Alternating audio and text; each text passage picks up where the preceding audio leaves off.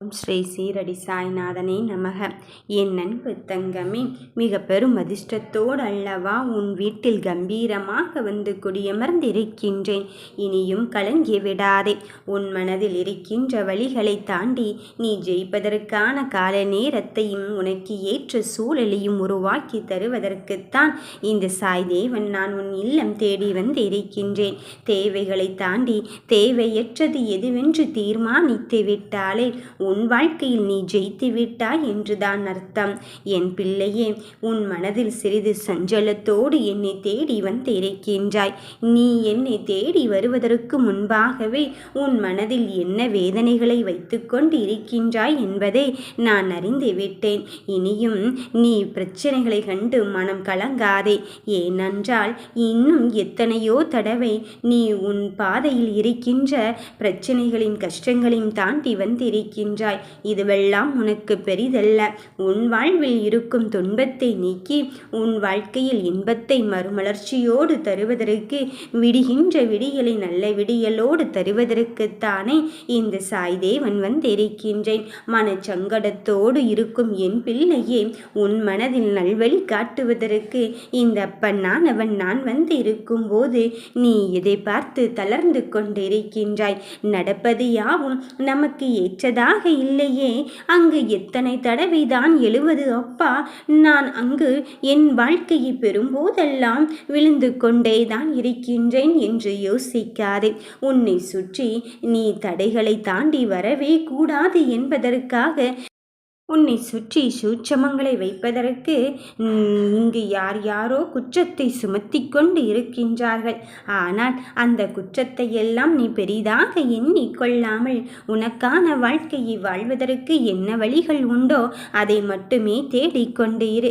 என் தங்க பிள்ளையே, உன் மனதில் இருக்கின்ற சந்தோஷத்தை நான் நிரந்தரமாக அளிப்பதற்கு வந்து இருக்கும் பொழுது நீ எதற்காக தங்கமே மனம் தளர்ந்து கொண்டே இருக்கின்றாய்? எல்லா நிலைகளிலும் நான் இப்படியே தான் இருக்க வேண்டுமோ என்று எண்ண வேண்டாம்.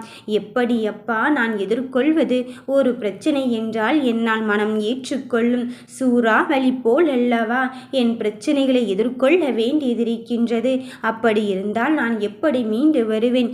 என்னால் தாங்க முடியாத பாரத்தை அல்லவா நீங்கள் என் தலைமேல் ஏற்றி வைத்திருக்கின்றீர்கள்.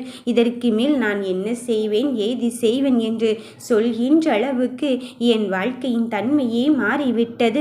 என் கனவுகள் எல்லாம் சிதைந்துவிடும் போல் அல்லவா இருக்கின்றது. என் கனவு மாறி நான் அங்கு புதைக்குழியில் விழுந்து விடுவேன் போல் அல்லவா இருந்து கொண்டு இருக்கின்றது என்று உன் மனம் சஞ்சலப்பட்டும் சங்கடப்பட்டும் என் முன் வந்து மனவேதனையோடு அமர்ந்து கொண்டு இருக்கும் என் செல்ல பிள்ளையே, நான் உன்னை எப்படி கைவிடுவேன்? உன் கரம் பற்றியதுதான். உன் வேதனையே உனக்கு முன்பாகவே நான் அறிந்ததுதானே. அதன் பிறகும் நான் எப்படி உனக்கு நல்ல நேரத்தை வகுக்காமல் இருப்பேன் என்று எண்ணிக்கொள்கிறாய்? வருகின்ற காலங்கள் வெற்றிடமாக அமைந்து விடுமோ என்று எதிர்காலத்தை நினைத்து நினைத்து நிகழ்கால நிகழ்வை விட்டு விடாதே. என் பிள்ளையே, உன் மனதில் இருக்கின்ற வழிகளையும் உன் மனதில் இருக்கின்ற கஷ்டத்தையும் நான் அறிந்துவிட்ட பிறகும் அமைதி காத்து கொள்வேனோ என்று எண்ண வேண்டாம். இந்த அமைதியும் அந்த கஷ்டத்தையும் தாண்டி உன் வாழ்க்கையில் நீ ஜெயிப்பதற்காக பிறந்திருக்கின்றாய் என்பதை சுட்டி காட்டத்தான் இந்த சாய்தேவன் நான் உன் இல்லத்தை நோக்கி அடியெடுத்து விட்டேன். இனி வருகின்ற நம்பிக்கையான காலத்தை என் மீது பின்தொடர்ந்து வந்து கொண்டே இரு. இனி நடக்கப் போகும் யாவும் உனக்கு நல்லதாக நன்மையானதாகத்தான் நடக்கப் போகிறது. வெற்றி உனக்காகவே காத்திருக்கும் பொழுது நீ எதற்காக மனம் தளறுகிறாய்? தளராதே என் தங்கமே. நான் உனக்குள்ளே இருந்து உன்னை வழிநடத்துகின்றேன். எங்கு வெகு தொலைவில் ஏதோ ஒன்றை தொலைத்துவிட்டு அங்கும் இங்குமாக அலைந்து கொண்டு இருப்பது போல் இருந்து கொண்டு இருக்காதே. நீ எல்லாவற்றையும் தாண்டி வந்து விட்டாய். இனி ஜெயிக்க வேண்டியதும் வெற்றி கிரீடம் உன் தலையில் ஏற வேண்டியதும் தான் பாக்கி. நம்பிக்கையோடு செயல்படு. உனக்கான வாழ்க்கையே நான் உனக்கு எப்படி வெற்றியோடு தரப்போகிறேன் என்பதை மட்டும் பொறுத்திருந்து பார். மெருகே பேச்சு மெருகேற்றி வெற்றி வாய்ப்பை தருவதற்காக வந்து கொண்டிருப்பதை நீ மறுத்து விடாதே. அதை ஏற்றுக்கொள்ள தயாராக இரு. இத்துணை காலமாக என்னை விட்டு சென்றார்கள் தானே, அவர்கள் வந்தால் நான் எப்படி ஏற்றுக்கொள்ள முடியும் என்று சொல்கின்றாய். நீ சொல்வதும் உண்மைதான் என் தங்கமே.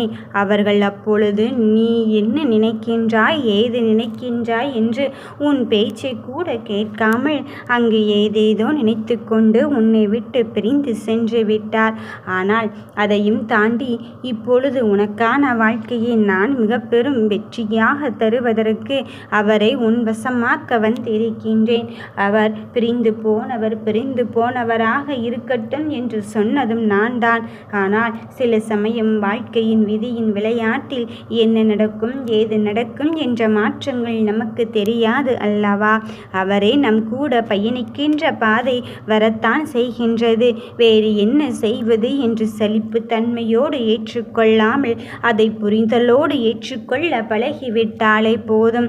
நீ உன்னை புரிந்து கொள்ளாமல் சென்று விட்டார் என்று தானே யோசித்தாய். இப்பொழுது உன் புரிதல் என்னவென்று, உன் மனதின் ஆசைகளும் உன் மனதின் எண்ணங்களும் என்னவென்று அவருக்கு புரிந்துவிட்டது. அப்படி இருக்கும்போது நிச்சயமாக அவரும் உன் வாழ்க்கை துணையாக வருவதற்கான முன்னேற்பாடுகளை நான் செய்து விட்டேன். என் தங்கமே, உன் சத்தியத்தின் வழியில் நீ செய்து கொண்டு இருக்கும்போது, உன் சத்தியத்தின் வழியில் நீ நேர்மை குணம் மாறாமல் உனக்கான வாழ்க்கையில் அங்கு சென்று கொண்டு இருக்கும்போது அந்த வாழ்க்கையில் மிக பெரும் சோதனைகள் வரத்தான் செய்கின்றதோ என்று யோசிக்கிறாய். அந்த சோதனைகளையும் வேதனைகளையும் தாண்டி நான் எப்படியப்பா நான் ஜெயிக்கப் போகிறேன் என்று நினைக்கின்றாய். ஜெயிப்பதற்கான காலகட்டத்தை உருவாக்குவது இந்த சாய்தேவனாக இருக்கும்போது நீ ஏன் தங்க பிள்ளையே அங்கு எதையோ நினைத்தழுது தவித்து கொண்டிருக்கின்றாய்.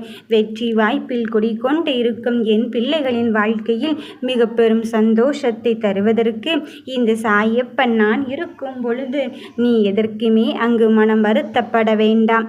நடப்பது யாவும் இனி உன் கையில் அங்கு இல்லை என்று நீ முதலில் புரிந்து கொள். ஏனென்றால் எல்லாவற்றையும் என் அப்பன் பார்த்து கொள்கிறான், என் சாய்தேவன் பார்த்து கொள்கிறான் என்று என் மீது தீர்க்கமான நம்பிக்கையை வளர்த்துக்கொள். என் தங்க பிள்ளையே, உன் மீது ஒவ்வொரு விஷயத்திற்கும் அங்கு யாரோ உன்னை புரிந்து கொள்ளாமல் பழியை போட்டுக்கொண்டு இருக்கிறார்களே என்று எண்ணிக்கொள்ளாதே. நடப்பது யாவும் நன்மைக்கே என்று முதலில் நீ புரிந்து கொள். அப்படி புரிந்து கொள்ளும் போதுதான் உன் வாழ்க்கை உன் வசமாக மாறுவதை நீ உணர்வாய். என் தங்கமே, சோகத்தை எல்லாம் கடந்து வந்து விட்ட பிறகும் எனக்கு அது நடக்குமா, இது நடக்குமா என்று எண்ண வேண்டாம். எது நடந்தாலும் எப்படி நடந்தாலும் உனக்கான வாழ்க்கையில் உன்னை உன் கூடவே உனக்கு வெற்றியோடு தருவதற்குத்தானே இந்த சாய்தேவன் வந்திருக்கின்றேன். நீ நம்பிக்கையோடு செயல்படுத்து. உனக்கானதை உன்னிடத்தில் கரம்பற்ற போகிறேன். நல்லதே நினைப்போம், நல்லதே நடக்கும். ஓம் ஸ்ரீ சாய்ராம்.